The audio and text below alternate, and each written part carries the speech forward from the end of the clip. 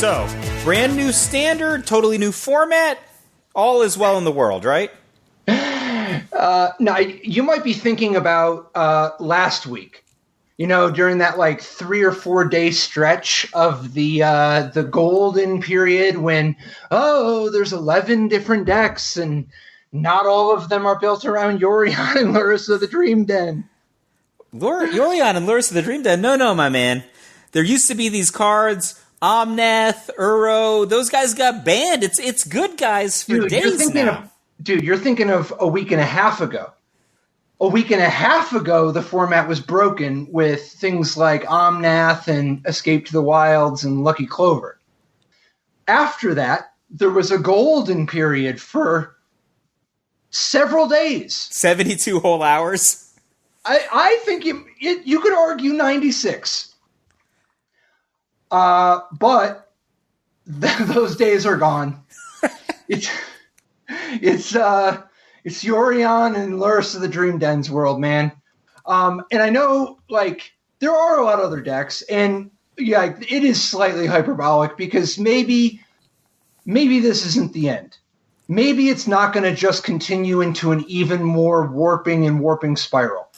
I don't mean even like that it's like a very slim chance. There is actually a reasonable chance that there's a way to get out of this. There's a pretty good chance that it's not going to be good. It's not going to be pretty. More bans. But it's not over yet. I would not bet on Yorion making it through the year. Yeah. If I were you. But of course I felt that way, the last 3 times. Well, so yeah, go ahead. Let's start on Yorion. So let's start on maybe the second place deck from the Standard Challenge from 1018 or so. This one's a pretty cool list. It's like it's a little bit of a fresh take on the blue-white Yorion style, And I know it's a builder after your own heart playing the 3+1 Yorion approach. Oh yeah. So you asked the question when we started talking a little bit about Yorion last time around. What is even a Yorion deck? What is even an Azorius Yorion deck? Here we have an 80-card Azorius Yorion deck. Well, most of them are 80 cards. Well, we'll get to that. You're all about these 60-card for Yorion decks. There are 60-card for Yorion decks in the field, and I think that whether they are, a problem with Jean-Luc Picard or not, I think we should at least talk about them. But let's talk about this one first. No, definitely. I think the key difference is a couple things. First, when you have more cards than you need, the cost to becoming 80 is just so much lower, particularly right now when one of the 2 most dominant strategies tries to run you out of cards. Yeah, I actually, that's one of the things I like about this deck. It's ironic because this deck finished second to a Ruin Crab deck in the finals of this tournament, but 80 cards in a format where Ruin Crab is one of the main threats, that's just like starting with like a Renewed Faith or something against a red deck. Yeah, a lot more than just a Renewed Faith, too. Oh, I guess you're talking about a hard cast Renewed Faith. So Renewed Faith plus some kind of Renewed Faith. No, you're right. It is. No, it is. Renewed Faith is basically the perfect example. It's just a 0-cost Renewed Faith. So this deck, which was played by Terabad to second place in the Standard Challenge, I do think it is a fresh take. One reason, it's got 20 creatures. Not including the Yorion in the sideboard, right? Or the tokens made by Omen of the Sun. Oh well, that's or Amaria's Call, Well, I mean, the one thing that jumps out at me, even beyond the 20 creatures, is 4 copies of Birth of Meletis. It always got me that there were these decks that were 80 cards and they could only fit 3 Birth of Meletis. But here we got Terabad, all 4 copies, love it. Weren't they so frequently playing 3 colors, though? Or are you talking about an actual blue-white? Actual blue-white decks had like 3 Birth of Meletis. Okay. That's the kind of thing that would annoy me, right? Like, and I would notice it, and I would say it, but here we got 4 copies like that. Little dodgy on the 2 copies of Omen of the Sun, though. Well, I think part of that is you got to make room somewhere if you want to play these Skyclave apparitions, right? Yeah, so Skyclave Apparition's a new card. It's a 2/2 creature for 3 mana that's got, that kind of makes something disappear ability, 187. Banishing Fiend Hunter, Banishing Priest, all that stuff, It's a long line of guys who have an ability, who have a relieves play ability sort of thing. So it's a pretty potentially anyway, a tempo positive play. Obviously, you can get certain things, and it's profitable even to blink this with a Yorion later. It could be. Yeah, it's interesting that when they get, if they kill the apparition, it's not that they get their card back, right? Like, they don't actually get their card back. You still solved the problem. And it's not just a creature. So, for instance, if your opponent just has, say your opponent has Teferi, Master of Time, you can just drop Skyclave Apparition, exile their Teferi, and then even if they kill your Skyclave Apparition, or make it leave play or whatever, they don't get their Teferi back like O-Ring. They get a 4/4 blue illusion. So that then if you do something like, for instance, Glass Casket it, you've solved your problem. Whereas before you couldn't use the Glass Casket in order to hurt Teferi. And in fact, when you were playing against Teferi, sometimes your Glass Casket was just dead, right? Like the whole game.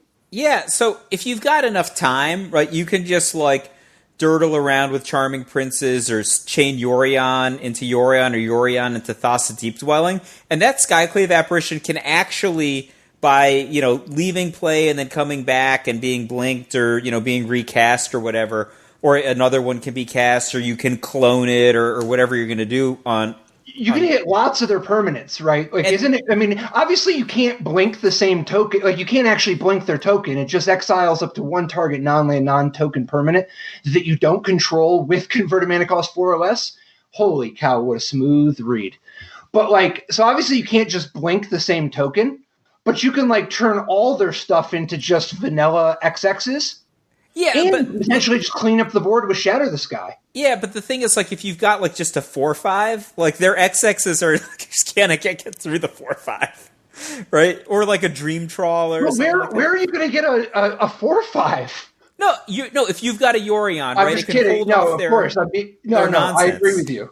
I agree completely. It's just that Yorion is the perfect 4/5 for this job. Yeah, I mean, Baron is pretty good at ruining their day as well.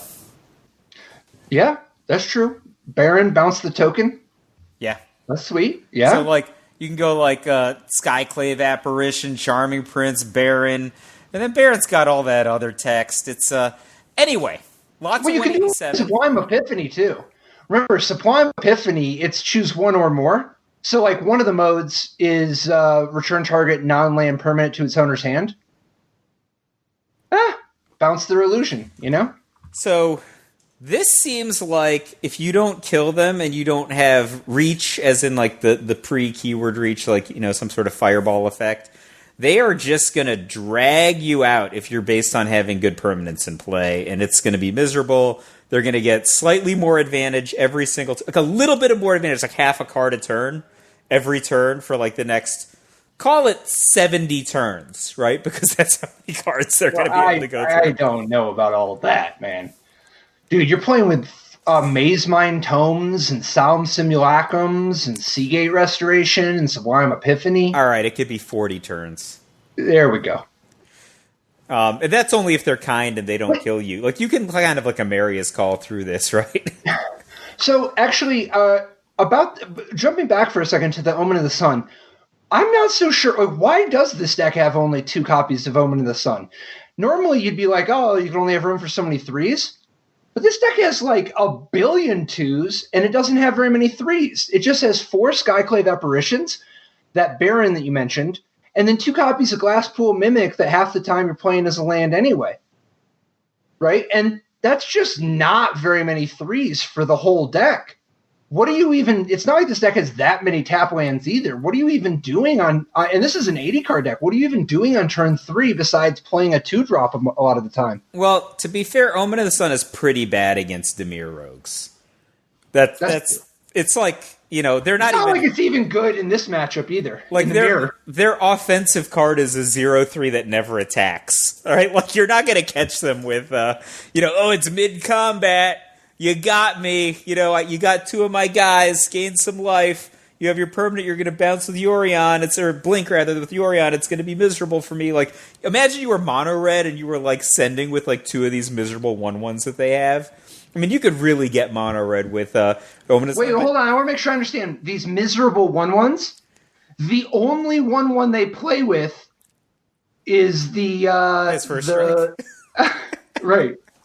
Well, you could put two of them in front of the first striking guy. He takes down one, the other one takes down the other guy, and then they profited pretty substantial then. Yeah, man. Dude, I would not want to play a deck with 1/1 haste first strike. But in a format with like Charming Prince or like Ruin Crab. Ruin Crab is so bad. I mean, maybe it'll make more sense when we talk about the Ruin Crab deck for the full context. But if you were to just take it as a given that the two good decks are both blue and like have some real key blue cards, why? Like, is it not like reasonable to play Mystical Dispute in the main deck of this deck? I just think that this deck is just like very, very on its plan. Maybe there's no reason. 60 card decks are packing 3 Mystical Disputes main deck. This deck doesn't have a good enough reason, especially given the fact that you can Mystical Dispute a green deck's 8-drop if you wanted to. Totally. Plus, you can like Mystical Dispute as a tempo play where you make a play and then you have Mystical Dispute threatening so they can't just Yorion you. You know? Sure. Like, I don't know. That seems pretty good. Also, you've got like Solemn Simulacrum and Charming Prince and stuff like that. Like, you could just get enough of an edge on mana that like the Mystical Dispute is just, it's annoying enough that it might be there. I don't know. I think I'd probably rather have Mystical Dispute than this mix of 1 Essence Scatter, 1 Negate, 2 Sublime Epiphany at 4 instants out of 80 cards. I might just want a little bit more permission. It's a little light, but regardless, if your favorite card is the 4th copy of The Birth of Meletus, and I love that, just cards that like plenty of people play 4 of, but some people like there's just a trend at some point that got like it just became in vogue for people to play 3. It's like the 4th copy of Jete, right? Like, dude, you loved the 4th copy of Jete more than like anyone. And in retrospect, I think that you were very prescient on that one. Like, I think that in retrospect, I think I won every single Jete mirror in actual tournament I ever played. If you go back and check the receipts, I think that it was probably right to play 4 well over 90% of the time that you did. And it was probably right to play 4 the majority of the time that people played 3. So, also back then the rules were different, though, right? So, you and I played even more reason. We played more Jaces than other people, right? Like you just gotta mess them up on the rules were different. Getting Jete advantage it wasn't just that you would increase your likelihood of drawing one, right? You want to destroy theirs. Yep. But if your favorite card here is The Birth of Meletus, mine is the lack of a second Castle Vantress, a.k.a. one of the top 5 most overrated cards of the last last year, 2 years. You know how I feel about Castle Vantress. Dude, I know you're one of the people overrating it. Castle Vantress got such a good reputation because it was like it was immediately available during a time in which there was wilderness reclamation and fires of invention. Castle Vantress is excellent with both of those broken cards. Also, when I won the PTQ last year, it was in a flash deck, blue-green. Like, not ever tapping your mana main phase. Castle Vantress is good whether you want to leave a I'm not saying it wasn't. No, it was playable there. I'm sure. No. It was fine, and it's playable here. But it wasn't broken in your flash deck, right? Nothing was broken in that flash deck except for the matchups you might get. But the Castle Vantress has looked incredible for most of its life because there's been a disproportionate amount of Castle Vantress in Fires of Invention decks and in Wilderness Reclamation decks. Additionally, Castle Vantress went from being already overrated, where people are just like, well, if it's good in those decks, it's probably good even though those cards are banned. But it's actually worse now because you have all this incentive to play these other cards, like Glasspool Mimic is replacing an island, and Seagate Restoration is replacing an island. And in this list, Temple of Enlightenment, Tranquil Cove. There's not even Fabled Passage. This deck has only 14 lands that even count as an island, and it's an 80-card deck. I mean, I think you're right on it in this deck. One Castle Vantress in the list on 80. Only Which 10... I like. I like going long that way, you know? Well, the thing is, in this deck, like, really the death knell of Castle Vantress is this deck has 2 Tranquil Coves, right? Like, how often do we see Tranquil Cove getting played ahead of Fabled Passage? If you're just going to be a Tranquil Cove guy and you don't have any Fabled Passages, that's just like a statement about how little you're valuing Island versus other sources of blue. Well, yeah, and it's a statement about the realities of Skyclave Apparition costing double white, which is a little bit harder than a lot, and then Baron costing double blue. And then, most importantly, it's a statement of respect towards the red decks. It's just one life, but you know as well as I do that the inches, they really do matter in those matchups. Oh, yeah, for sure. So I actually think it's also a little bit of a statement of respect to the Dimir deck, right? Like, every time you draw Fabled Passage, your true. Okay. value is contingent on having the particular land you want still in your library, which may or may not be true. And also, you are giving them a little bit of an edge, if their strategy is to mill you out. It's not even just mill you out. You're letting Soaring Thought Thief. Oh yeah, you're turning online up there. At instead of being 7 and being 1 short an eighth of the time or whatever, you're just letting them free roll 12.5% of the payment. You're just giving them a 12.5% discount. These are all good reasons why not running Fabled Passage might be a good idea if you have other options right now. Super agree. Now, if you have Ruin Crab or Lotus Cobra, I am in for Fabled Passage. I am in for Fabled Passage and Evolving Wilds, depending on how liberal you can be. So, on the Ruin Crab front, talk to me about Dr. Dree's list. This is a pretty standard example. If there's any spice at all, it's just having slightly more, like, everybody plays Agadim's Awakening and Inscription of Ruin in these decks in small numbers, but this list even has a Call of the Death Dweller. And this is a list that the only creatures in the deck are 4 Ruin Crab, 4 Soaring Thought Thief, and 4 Thieves Guild Enforcer. So, the first thing that I noticed about this deck that was really exciting to me was the inclusion of 4 copies of Into the Story, which is something that you called out last week. And you're like, hey, why are these guys not all playing this card? This just plays super into their strategy. I mean, that card is so good. It's an instant. It costs basically nothing if their plan is just going and, rock and roll. So it's also it's not a creature. Because, and that's relevant because it's a way to spend a bunch of mana efficiently. Like, there's a lot of really good creatures and planeswalkers and stuff. There's a lot of good permanents that cost 4 or more.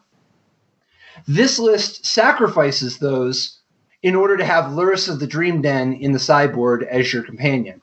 And so having high-impact ways to spend your mana, and here we see 3 Agadim's Awakening, 1 Thassa's Intervention, and most importantly, 4 Into the Story. Yeah. So and that's 2 Castle Lockflame, but yeah. That's like a big game, right? Like, when you have so few creatures, you've got like 4 Ruin Crab, and then your other creatures are just these 1 and 2 casting cost rogues. Obviously, they're pretty good for 1 and 2 casting cost, right? Yeah, no, but I mean the casting cost in particular is what's so valuable with Luris of the Dream Den, and then they have good impact later in the game, so Very you can kind of much. engine them up. And the thing that's really cool about this list, I think, is it's just ability to grind long. That like you don't have to get Luris of the Dream Den as soon as you can get value out of it. Like I think that's one of the things that makes cards like kind of the interactive cards like Mystical Dispute, Even Off Color, the instant speed removal, the end of the story, that you don't kind of have to play Luris. Like maybe you'll play Luris when you have 8 mana. Like it's you have all these other things to do. At 6. So I think it's a really, really good play at 6 because you can go Luris of the Dream Den and immediately get back your Ruin Crab and then play a land, and on your opponent's turn when they untap, you just have Drown in the Lock up. Oh, man. Ruin Crab into a land, into Drowned at the Lock. This deck is like cheating. Yeah, it's quite strong. And in this event, I mean, if we start going down the list, first place is a, Rogues, Luris. So basically, first place, Luris. Second place, Yorion. Third place is another Luris. Very similar to the first place deck. It's got a spicy second Cling to Dust. Timorite, Chosen from Death in the sideboard. Yeah. It's just a shout out that Cling to Dust, right? That's another card that you talked about last week. I think most people play 1 or 2 copies of that right now, just because it's so key in the mirror. There was a list. I think the fourth place list actually has 4 copies of Cling to Dust. It's also crucial against Croxa, but that's a whole other story. Yeah, so that's a big deal, I think, right? So if you're milling the opponent, just having Cling to Dust in your main deck is just. And also, like, it could just sit there. You don't have to just cast it whenever you have free mana. You can. Well, it's also a whisper. It's a Whispers of the Muse, man. Could be, yeah. Frequently it is. But I think if you're just like a little bit ahead or at like more or less at parity, you don't have to use it. You can save it, especially if you are short on escape cards for when their next Croxa comes up. Because like if your deck is operating, you're going to mill another graveyard card if they've got them. Also, like this is interestingly, if you have sufficient mana and sufficient escape cards, you can do stuff like quote unquote counter, like a Call of Death Dweller or something, which I think is pretty cool. Yeah, that's a good point. There's a lot of tactical applications like that. Like there's a lot of graveyard shenanigans going on right now. Do you think the versions that have got like 4 copies of Cling to Dust are just theoretically like more prepared for the mirror? Like they're just anticipating getting their Cling to Dust milled, so they're going to be in their graveyard ready to rock? Well, and it fights against the other person's Agadeem's Awakening, their Luris of the Dream Den, their copy of Cling to Dust. It's not good in the Yorion matchup to have that many copies, but they might also just feel like that's not the part that's that important. Like you said, it's still a Whisper, right? And it's a pretty mana-efficient Whisper for free, right? Yeah. It's just in your graveyard. I think it's all right. I think Cling to Dust is just an excellent, excellent card. So yeah, I don't mind playing 4 if you got the room, The third place list was 2 copies of Cling to Dust in Blue-Black Rogues with Luris. The fourth place deck is also Blue-Black Rogues with Luris, but with the 4 copies of Cling to Dust you're mentioning. Here, though, there's a little bit of a departure conceptually. Instead of any Ruin Crabs, there's Merfolk Windrobber. What do you think about that change? I mean, personally, I like the fact that the Ruin Crab you don't have to put the Ruin Crab in danger, right? Like, Merfolk Windrobber still has sort of, battle, versus the Ruin Crab is also Ruin Crab is a better defender. That's the thing that I like about it. And I think that bears out, it does seem to be more popular than the Windrobber right now. Yeah, I think that the reason I think the Ruin Crab is just a much stronger card, but I get that one of the advantages of Merfolk Windrobber is that if you think half the field is playing 80 cards, I think the Crab gets a lot worse in a field. If you really think that the field's half Yorion, not just Yorion, but 80 card Yorion, I think the Windrobber, it just hits so much harder because it's not just. You got to remember, if you have a Soaring Thought Thief, your Merfolk Wind Robber mills them for 3 anyway, And it's actually doing a serious amount of damage, because with Soaring Thought Thief and Merfolk Wind Robber, now you're talking about 4 damage a turn. That's a 5-turn clock. That's just very different than milling them all the way out. So damage, I guess. Damage is faster than milling if you think that somebody is going to be at 80 cards for sure.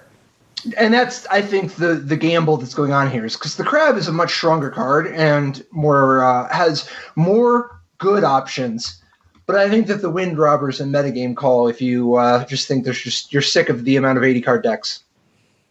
The rest of the top 8. So first of all, before we savor the fifth, that 5th and 6th place little package, the 7th and 8th place. 7th place is just another Rogues Lurrus deck. The twist here being that they're using both Ruin Crab and Merfolk Wind Robber. Yeah, 16 creatures in this list. It does make the 3 copies of Call of the Death Dweller a bit better. Yeah. What do you think? Are you into the style? This is the beatdown version of the Dimir Rogues deck, I guess. Still putting 4 copies into the story, thank God. I think I like this version the best, in part because some decks are really bad at interacting with the creatures in the Dimir Rogues deck. Like, abysmally bad. Like, they can't deal with an 0-3. They can't deal with a 1-1. So just increasing your frequency of having one on turn 1 might be a big game. Okay. What do you think about 4 copies of Lil Mage's Domination, man? Yeah, in the sideboard of KCO Medina's 7th place list, you've got these 4 Lil Mage Dominations, which if you've got Lil Mage's Domination at a point at which your opponent has 8 cards in their graveyard, which is the magic number for all of the other ones too, like the end of the story and so on.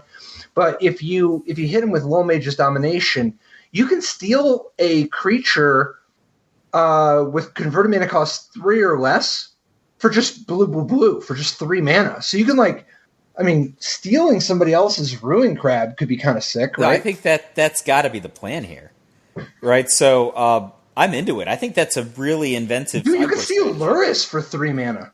This is like back in the day when we used to Threads of it was like side, main deck, you had just Sakura Tribelder, so you had no target for their Threads of Disloyalty. But then you sided in your Threads and took their Jushi Apprentice, and you had your Jushi Apprentice also. You just had him on every Matrix back then. This is the same thing. That's exactly what I was thinking when I saw the Lil Mage's Domination. I was like, man, this reminds me, like, stealing the other person's crab. That reminds me of you stealing Jushi Apprentices. Oh, yeah, that was the best. Because they would take out their Threads, because main deck, your only target was Sakura Tribelder. It was... I'm just going to talk about Umezawa Shite and Kamigawa block all night, and that's not good for... Dude, that's not true. You're eventually going to talk about Napster. But before we can get to that... we have full-on TARDIS? Or do the we have 8th place list... The 8th place list is also a Yorion deck, but this Yorion deck has 2 copies of Castle of Antris. Yeah, I love it. It has, instead of Baron, it has Illyrios. I don't know. There's not really that much different, though, right? If you're just going to play one of those random legendary 3s, I think Baron is better than Illyrios. But okay, so now let's get to the fun part. This 5th place list is it's an Omnath deck, but in lieu of playing any Omnaths, it just, plays Terror of the Peaks, right? And instead of, it still has Genesis Ultimatum. Doesn't have Uro, so you're just playing, like, Beanstalk Giant and Cultivate. And you don't, obviously, like, you're still playing all the adventures, you just don't have Lucky Clover. You just have Beanstalk Giant and Bone Crusher Giant, and you're just like, I'll just make do. And you still get Lotus Cobra, which is obviously pretty busted. And you don't get Escape to the Wilds anymore either. So instead, you're just playing with a couple copies of Vivian, Monsters Advocate, and then you're just fleshing out the high end of your curve with just a lot of the double-faced lands like Shatterskull Smashing, Seagate Restoration, and and having access to stuff like I guess I don't know. That's plenty already. This deck is it makes me a little sad, actually. Why? So part of it is like, hey, I'm super into, you were an Uro guy, you were an Omnath guy, you're keeping the faith. You've got your lighter lit at the rock concert. Dude, it's not like Lotus Cobra isn't a really amazing card, and Bone Crusher Giant. At least this deck's showing up with some legit cards. Yeah, but and it's not like Cultivate, Terror of the Peaks, and Ugin are no slouches either. Like, this deck has a lot of card quality. Genesis Ultimatum's a pretty good card. Except contextually. Like, first of all, Genesis Ultimatum in particular, but like anything that's like 8s, 5s, stuff like that, you're asking for it, right? You are asking for those main deck mystical disputes. And like that's it, this deck, I do not like its matchup against the blue-white deck at all, right? Like, the Genesis Ultimatum, I think I have a hard time believing that it's going to resolve. Your only blue cards in the whole deck are 4 Genesis Ultimatums, and I guess Seagate Restoration, but very frequently you're just playing it as a land. But it's not like Mystical Dispute is not good against you. I think Mystical Dispute's absolutely fine against you. If they've got like threat, like they've got a Ruin Crab going, or they've got like some random rogue on 2 that they played, and then you're gonna try to answer them with a 5. Mystical Dispute is fine in that situation. It's not like, Wait, what do you mean a 5? You're not trying to answer them with a 5. This deck only has 2 5s in the whole list. That's not the point. Oh no, that's not true. It has 6. Okay, touche. So I think like. In particular, like against the blue-white decks that have got like Shatter the Sky and all those 187 creatures, I think that this deck is past its prime, which should not be surprising given they maybe it's past its prime, dude. Maybe it's past its prime, but that doesn't mean that it's not the best. Define the best. Well, no, it could still, like, lots of times. Okay. Obviously, like, right now in the NBA, LeBron probably hasn't even got to his prime yet, it would seem. Because he's weirdly just better every year than the year before. Wait, I don't remember if it was Phil Jackson or Greg Popovich who said the only reason that guy doesn't win the MVP every year is because we're sick of voting for him. Well, no, but that's also just the same thing that was true with Shaq, right? There was a period of time. Now, LeBron's period is longer, but, at the end of the day, basically, it's been not like the MVP should basically have been, ever since Michael Jordan, the only people who should ever have been should have ever been MVPs have to have played for the Lakers at some point or be Steph Curry. Tim Duncan. Maybe, but that's like such a good example of being sick of voting for LeBron. I don't know. Dude won like 5 titles. Yeah, I know. He's like one of the all-time best players. Anyway, lots of people are really good. It's not even just... Okay, would you agree that there are plenty of times where the MVP is past their prime but still happens to be the best player in the league? Yes. Like Jordan, right? Yes. And then also there's another experience where the former MVP is well past their prime, definitely not an MVP anymore, but still legit, right? Like Jordan was legitimately good during the Wizards years. He just, if you compare him to Michael Jordan, wasn't, Yeah, so I get it. Like maybe Michael Jordan in 1992 was a 10. Michael Jordan in, I don't know, whatever year he was a Wizard was like an 8. But if most people are only a 6, he's not Michael Jordan. He's not a 9, right? He's not either of those tiers. But he's still a heck of a lot better than the average All-Star. And I think this deck looks a heck of a lot better than most of the decks in this format. Uh, I just think that, like, two of the decks in this format happen to be Yorion and Luris, and you don't get to win the championship by just having a winning record against all the, teams from the East. I guess if what you're talking about doing is beating up on other green decks, especially those that are smaller than you, this deck can probably do that really well. So is there a way we can make decks are smaller? Is there a way we can make this deck either one, cutting the blue? Because it there's would be the Naya really... deck. I actually like the structure of the Naya deck much better than I like the structure of this deck. Okay, so the next deck down is it's not this deck. You're talking about not the green-white deck. You want to skip all the way to the Naya deck? Yeah, let's skip to the Naya deck and then come back to the green-white deck. All right, let's just put it this way. The green-white deck, whatever. Yeah, let's go to the Naya deck. No, I actually do meaningfully want to talk about the green-white deck, but let's just go to the Naya deck. I agree, yeah. So the Naya deck is the same sort of a thing. It's like you're playing Omnath, and you don't have Omnath anymore, so why are you playing 4 colors instead of 3? But the big difference here is that instead of cutting white, H. Cook 725's 12th place list cuts blue. Yep. And by keeping white, you're keeping Felidar Retreat. Actually, you're upping Felidar Retreat. You're going up to 4 copies of Felidar Retreat, and that's it. I don't think that H. Cook even plays any copies of white cards in the sideboard either, right? Just quick. I don't think so. No. So the thing about Felidar's Retreat is that it's actually extremely strong, right? So yeah. So what I would argue that Felidar Retreat is a stronger Magic the Gathering card than Genesis Ultimatum in terms of rate. In the abstract, yeah. Yeah, I mean, obviously, Genesis Ultimatum is higher impact.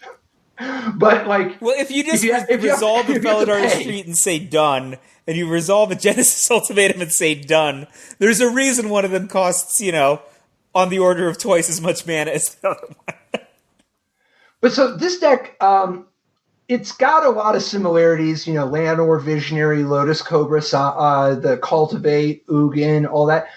But it makes some different choices that I'm not 100% sure I'm sold on.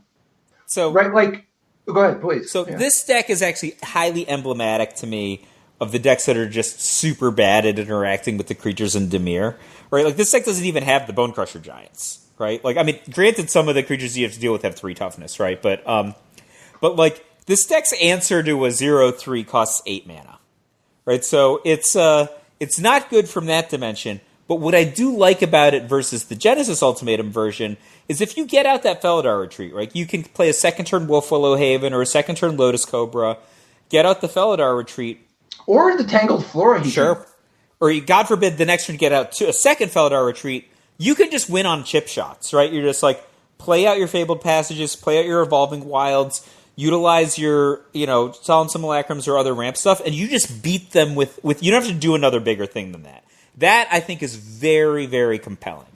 Because you can do a thing that actually can put pressure on the opponent. You're going wide. You're potentially generating threats that they literally have to respect in a wholly card advantageous way. And you're doing it without having to resolve one of your spells that is truly expensive. Yep. That said, I think there's weird, internally inconsistent deck design choices going on here. Yeah, where do you want to start? Felidar Retreat, Wolfwillow Haven, Ugin the Spirit Dragon, 4 of. I feel like your Ugin is going to be blowing up your own key permanents more often than you would generally like in this deck. So I don't think that that's that big of a deal personally, because I think that when you actually have Ugin on the table, first of all, you're going to frequently be bolting things instead of sweeping. Second of all, if you really do sweep the board while you have an Ugin, you're generally looking pretty good. You probably had to. That's the other thing. The thing I don't like about Wolfwillow Haven is actually the interaction with Felidar Retreat. It's okay. It's like all the other accelerators, and it might actually just be right. It might just be a necessary evil.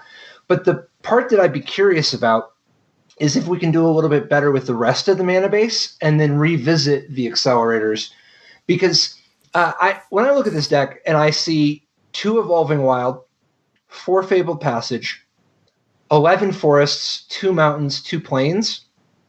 And then the rest of its mana base is coming from, you've got 4 Cultivates and 4 Landward Visionaries and 4 Lotus Cobras and 4 Selm Simulacrums. And then you've got the double face offerings like 4 Tangled Florahedron and 3 Belajed Recovery.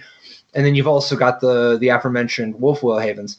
What I wonder, though, is, first of all, one, is it really not right to play more Evolving Wilds? And 2, is it really right to play 15 basics? So I actually, in the abstract, I think it might be right to go 4 Evolving Wilds, 1 Mountain, 1 Plains.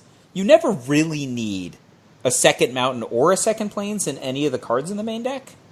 I think that's just a concession to Ruin Crab. Well, it's definitely. I think you actually do need 2 mountains and 2 plains. Just because of Ruin Crab, right? Just because of, and the rest of the rogues. But yeah, because of that, you need to have one of each. You need to have a duplicate. You need to have a backup option. So one of the things I actually really like about this deck is how many basics that it has, and its uber reliance on forest type basics to go along with Solemn Simulacrum, Cultivate, Fabled Passage, Evolving Wilds, etc. In part because this deck's big hitter, right? It's Omnath, as it were, is Phylath World Sculptor, which obviously gets paid off by having basics. Is Phylath World Sculptor really the best we can do? I mean, it's fine. Like, you play it for 7, right? And you can immediately turn one of your, you play it when you have 6 mana, and you just get a huge army of blockers. So it could be good for stabilizing. And if you play a 7th land right out the gate, immediately you turn one of your plants into a 4/5, so that you're kind of in business. And if you had a Fabled Passage, you actually have 2 4/5s. But this card is pretty Titanic. I think it has a definitely. I agree. No, this is a Titan. There's no question. This is a Titan. Depending on the matchup, its impact on the battlefield is potentially profound, right? Obviously, if your opponent is going to beat you by not attacking you with creatures that can be interacted with by 0/1 green plant tokens, it's far less impressive than other potential options. But in the in the abstract, it's pretty powerful. Oh, and contextually, the reason that I actually give it a pass here, and I assume that it's probably the best, but I just wanted to double check, is because Phylath the World Sculptor it's just night and day if you have Felidar Retreat. Felidar Retreat, we often think of just that, make a 2/2, make a 2/2, and treat it kind of like a supercharged Gideon. Making a lot of 2/2s, and it's just even harder to kill. But the ability to give, the ability to put a +1/+1 counter on each creature you control, plus they get vigilance until end of turn. But that ability becomes amazing with Phylath World Sculptor. So if you have Felidar Retreat in play and you drop Phylath World Sculptor, say you get 6 plants immediately, and then you drop your fetch land, not only do you get to put 4 +1/+1 counters on each of 2 plants from the Phylath, you get to put 12 +1/+1 counters on, actually counting Phylath itself, you get to put 14 +1/+1 counters. So you're actually, if you just drop Phylath while you have a Felidar Retreat and play a fetch land, you're adding 27 power to the board.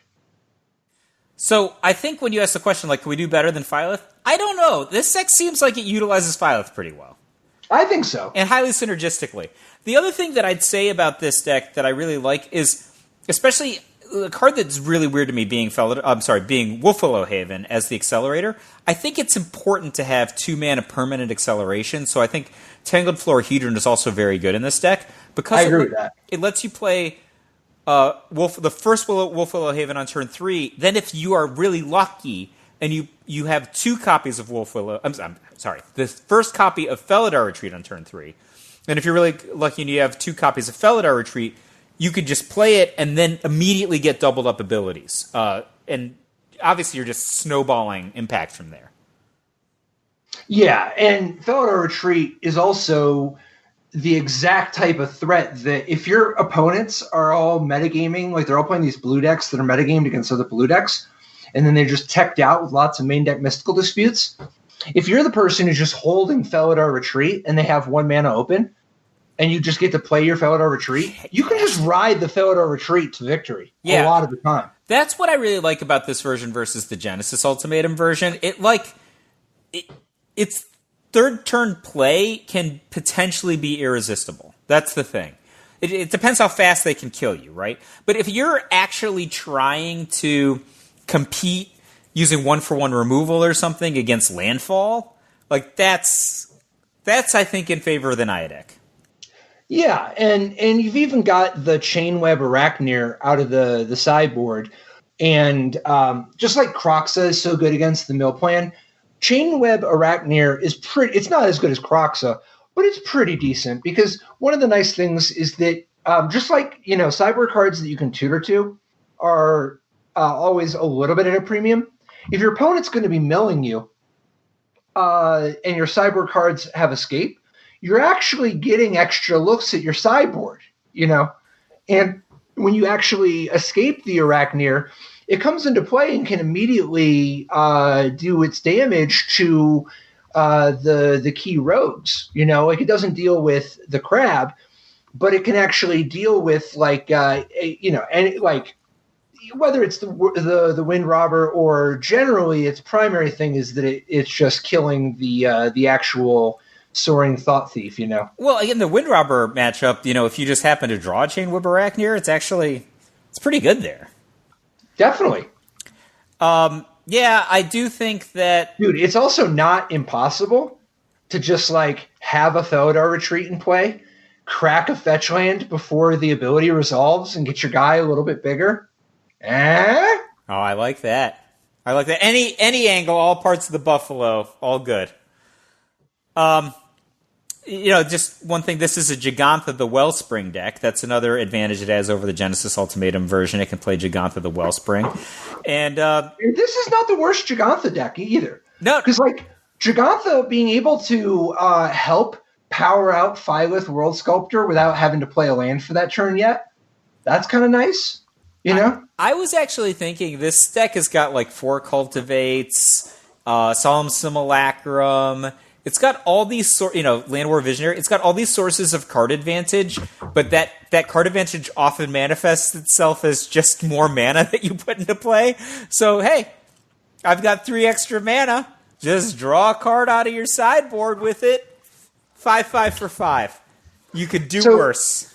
So here's a question for you: why isn't this a Yorion deck?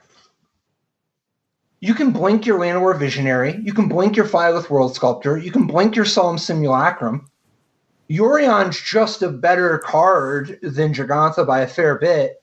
And if you play 80 cards, you're going to be a lot less vulnerable to having your only mountain or only plains milled out or whatever. You still play 2 of each, I think. But if you just go up to 80, it's not like you're going to be short of tons of different accelerators and stuff, right? Well, I think you just play more accelerators, right? You just add giants, whatever's not getting played right now.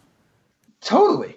That's what I'm wondering is, can we make this deck better by just making it a Yorion deck? I think you need to have a little bit more white mana, because it's one thing to get the single white for Felidar Retreat, but if you're actually going to try to be playing Yorion, I think you want to have a little bit more white mana. But it's not going to take much. But doesn't this seem like this could be a really good Yorion deck? Really good in the abstract, third best Yorion deck that you could play also. Are you sure? I'm not sure this is, I'm not convinced that this couldn't, it's probably not just, statistically speaking, but I'm actually not convinced that this isn't, the future, man. Why don't you this as a Yorion deck? Picture you're playing this Yorion deck versus, this hypothetical Yorion deck versus the other Yorion deck. The blue-white Yorion deck? Yeah, the good one. Or your 3-color blue-white, I would not consider... I don't know. I think the green-white deck is, a fine deck in the abstract, but I think the green-white deck is a violation of the Prime Directive. I think it's just a worse something else. Okay, the green-white deck is clearly a worse... Actually, it might be 2 different worse something else's. Yes. Right? So I think the green-white deck is probably contextually worse than this deck, and I think it's certainly worse than the 80-card Azorius Yorion deck, given the current metagame. right? Yeah, with that caveat. Yeah, like if the format were all beat down, the green-white Yorion deck might be the best Yorion deck, but that's not what the format is. Maybe. I don't know. I look at it. I think this is just a deck that's built to be cute in a lot of ways. I love some of the stuff going on here, but it's not like this deck is actually hitting with these other decks on raw power. It's not just positioning. Like Skyclave Apparition and Llanowar Visionary are good cards, but they're also nothing the other people don't have. And this, using Gilded Goose and Wicked Wolf, it's like, and Trail of Crumbs, those are all fine cards, right? But it's not like nobody else plays those cards because I didn't think of it. So, right? The thing that I really like about the green-white deck, so we're talking about an actual potatoes 6-place deck right now. It has like this real kind of solid plan B on food, right? Between Gilded Goose, Trail of Crumbs, and Wicked Wolf. And really, the question that you've always had to ask yourself... Yorion's pretty sweet with all the food makers. Yeah. So you have to ask yourself this question before, since Oko's been banned, where are you going to get the food to fuel your Trail of Crumbs? And the answer is from Trail of Crumbs, right? Like you can use Yorion to blink Trail of Crumbs. And I think that's really cool. It's kind of what you were intimating, I think. But like from an offense-defense standpoint, like Trail of Crumbs engine is probably not better than just the Maze Mine tomes that are in Azorius right now. I think Great Henge... I like Great Henge's ability to operate the food engine. That's pretty cool. But this is also like the 14th best Great Henge deck you can play in Standard right now. Well, I don't know about that. It's not the first best Great Henge deck. No. I'm sure about that. Dude, why don't we just get Feasting Troll King in here, man? Oh. First of all, that's a way to make your Great Henge not cost very much. But second of all, if you've got all this food, dude, Feasting Troll King is like, that's like a croc so that doesn't cost any mana, man. Your opponent's just like milling you with the crab, and you just flip over the Troll King? You're telling me you can't piece together 3 pieces of food? You might piece that together on turn 2 or 3. So Venom 1's 29th place deck in the challenge has even got 4 gingerbread cabins to that point. I mean, this mana base can't be consistent. 4 Castle Garenbrig, 4 gingerbread cabin. Something is going to give. Like, no, why? Wait, no, that's fine. That actually works fine, because if you draw the gingerbread cabin early, it still untaps your Castle Garenbrig. Yeah, but then you don't get paid by the gingerbread cabin. Yeah, but that's hardly a fail state, man. Well, it's not like you even have very many ones. Like, you've got 4 Gilded Goose, and that's it. I mean, I love this deck so much. Like, I love Feasting Troll King. Like, I love Vivian. This deck leans so hard into this whole, like, Vivian Monsters Advocate ×4, Feasting Troll King ×4. And then it's got, like, the whole food thing. It's got Gilded Goose, Wolf Willow Haven, Feasting Troll King, and Wicked Wolf. This is a glorious deck. It seems fantastic. I'm in love with it. It's great. At least it's pure. It's not trying to be a worse something else. It's just what it is. So here's the thing. Here's the thing about Feasting Troll King. Here's a card. Should have been the best, right? Like, no! Should have been. There's no reason that this should have been the best. He's like Karl Malone or whatever. He just happened to be in the same era as Michael, and then just happened to be in the same era as Shaq. No! Dude, I think you are, like, this is like a Lamar Odom. Lamar Odom is a 2-time NBA champion. Yeah, but like... And no one thought he was the best. No. It's just, he didn't quite have as much as some people. Some people thought he was going to be the best. Like you with the Troll King. I mean, he's like 6th man of the year. Okay, look, here's the thing about the Troll King. When he came out, he had all kinds of bells and whistles. He's exciting to people like me who like big, dumb green things. But the problem is he just got turned into a 3/3 elk for free. Like every other creature that costs more That's not the only problem with this card, man. It's like it has 4 green pips. And it doesn't play it in a deck like this with mono green mana. And it just doesn't... Okay. This card... God, what's a good way to put it? This card costs more than Yorion, plus you have to draw it. But it has vigilance and trample. Okay. There is okay. Let's set aside the fact that you should probably play companions these days. Although, actually, before we get off standard, it is actually super important to touch on the red and the future of red. Do you, as the resident red expert, do you think this red list has potential? Is there a future here in tuning SKK's 14th place mono red list? So it's got 4 Bone Crusher Giant and 4 Embercleave. What more do you want out of a red deck? It also doesn't play that many unplayable 1-drops. It still has 8, but Akum Hellhound, man. How often does that guy just attack for no? Dude, you've got Shatter Skull Smashing, so this deck's got like the ability to potentially do 2 damage slightly more often. But I don't know. Like, this deck, when I look at it, it makes me think, man, if they make like 2 good Jackal Pups in the next set, this deck might instantly skyrocket to just dominating again. So here's the thing. This deck actually secretly is really good. Kind of. What? Secretly.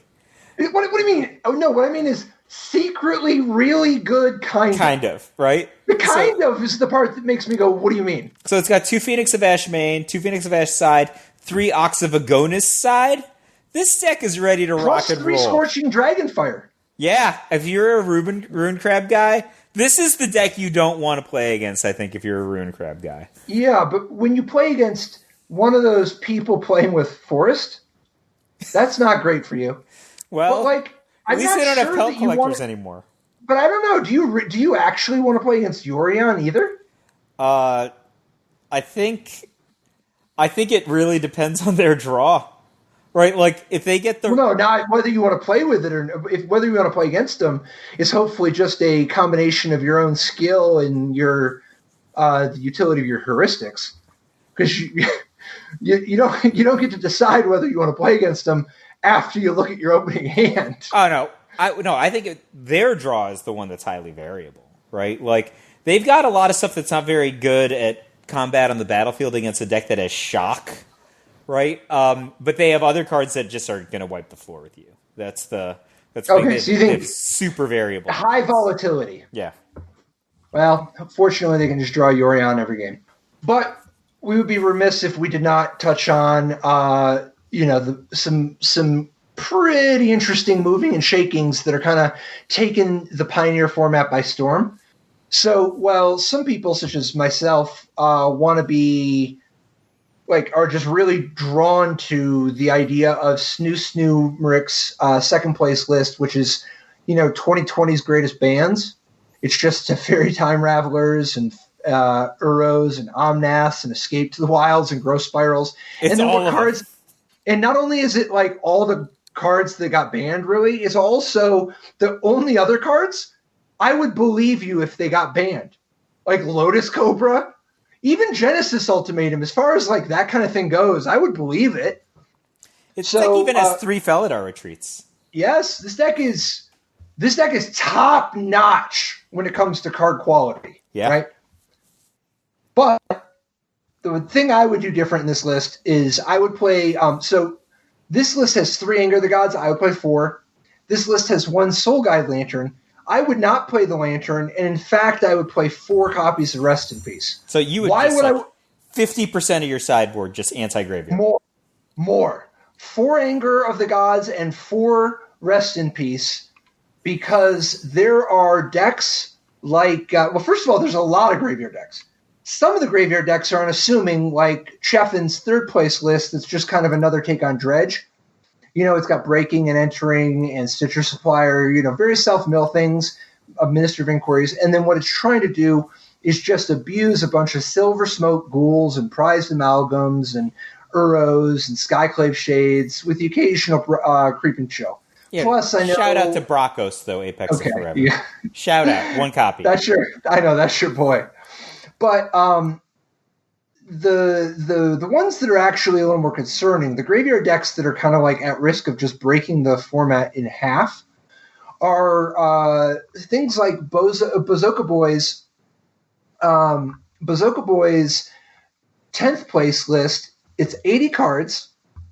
Yorion in the sideboard. You're like, okay, what is this graveyard deck with Yorion?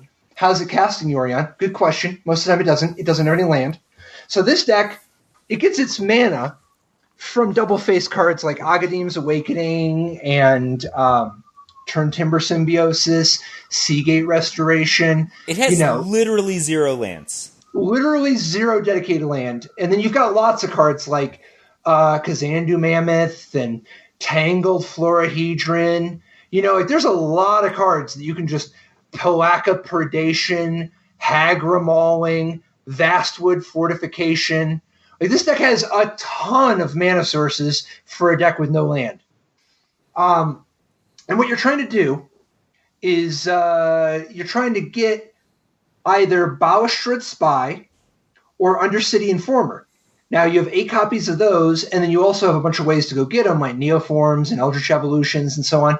But both of those cards function the same way. Balustrade Spy is the throwback joint. It's 3 and a black, 2/3 flying, and when it enters the battlefield, target player, yourself, mills cards from the top of your deck until you reveal a land. Then put all those cards into your graveyard. Since you have no land in your deck, you mill your whole deck. And because you have 2 copies of Worldspine Worm, you don't run out of cards yet. You have a little time. And it's not actually just 2 turns either, because presumably you've got 4 mana because you played a Balustrade Spy. But you also, because you milled your whole deck, you flipped over a couple copies of Haunted Dead. So even if stuff goes south, you can still discard the Worldspine Worms that you draw to get back your Haunting Dead, so that you just are not going to run out of cards. That's just not the thing that's going to happen. That's so cool. And so you've got and Undercity Informer is the same sort of a card. It's 2 and a black for a 2/3. You can pay 1 and sacrifice a creature to mill somebody until you hit a land. And in both cases, you can just mill yourself with 1 activation, And the thing you're getting is, first of all, instead of just every so often chip-shotting your opponent with a Creeping Chill, you get them all immediately. Boom, drain them for 12. I love that every single time. Sometimes you only drain them for 9 because you got stuck drawing one of the Creeping Chills. That wouldn't happen to me. I would mulligan a hand that had a Creeping Chill.